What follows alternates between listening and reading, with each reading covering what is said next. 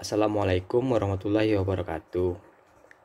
Perkenalkan, nama saya Kemendati Sutrisno dari kelas 231, absen nomor 2. Pada kesempatan kali ini, saya akan menjelaskan tentang kebudayaan yang berasal dari daerah saya, yaitu daerah Sumatera Barat. Kebudayaan yang akan saya jelaskan adalah kesenian Randai. Nah, sebelum itu, mari kita lihat cuplikan kesenian Randai.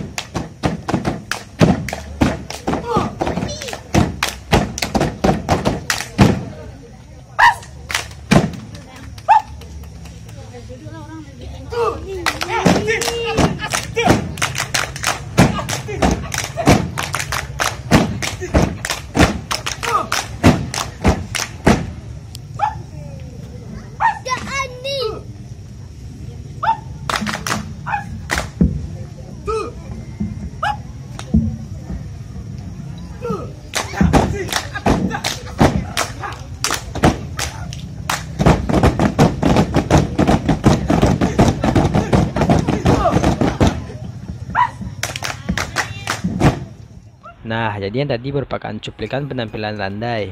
Randai merupakan kesenian khas Minangkabau berupa aksi teater atau sandiwara dengan beberapa unsur seni. Unsur seni yang terkandung dalam kesenian Randai adalah seni drama, seni suara, seni tari, seni musik tradisional, dan juga seni bela diri silat. Sumber cerita dalam Randai berasal dari kabah atau cerita rakyat dengan tema budi, pekerti, malu, susila, pendidikan, dan menanamkan kesadaran berbangsa. Pada umumnya, satu kelompok Randai akan diisi oleh 14 hingga 25 orang. Anggota Randai biasanya disebut dengan anak Randai dan berasal dari kalangan pengrajin, pedagang, ataupun petani di daerah setempat. Selanjutnya adalah sejarah dari Randai. Pada zaman dulu, Randai menjadi salah satu sarana untuk membantu komunikasi pesan penting untuk masyarakat dan penduduk Minangkabau setempat. Randai sendiri berasal dari sebuah kata yaitu merandai yang mempunyai arti membentuk lingkaran. Makna lain dari kata Randai adalah berandai yang artinya berkeinginan. Pada masanya, semua pemeran dalam teater Randai adalah laki-laki. Bila ada tokoh perempuan dalam cerita, maka akan dimainkan oleh laki-laki. Pemeran tokoh wanita dipilih menurut bentuk fisik. Pemeran tokoh wanita haruslah terlihat cantik ketika memerankan tokoh tersebut. Laki-laki yang memerankan tokoh wanita bukanlah waria. Pada saat berdialog pun tidak merubah suaranya menjadi suara perempuan. Tapi kostum dan riasnya adalah perempuan. Pemeran tokoh perempuan biasanya menjadi primadona dalam pertunjukan Randai. Namun, pada perkembangannya, Randai dapat dimainkan oleh segala kalangan. Dari penampilan Randai terdapat beberapa unsur kesenian. Yang pertama adalah unsur tari. Unsur tari berfungsi sebagai pelengkap nyanyian yang didendangkan gerak-geriknya selaras dengan alunan bunyi. Selanjutnya ada unsur dendang. Unsur dendang dinyanyikan dalam beberapa adegan untuk menyambung cerita yang terpotong. Dendang berfungsi sebagai pengatur cerita dan untuk menyambung cerita yang terpotong. Yang selanjutnya adalah unsur seni suara.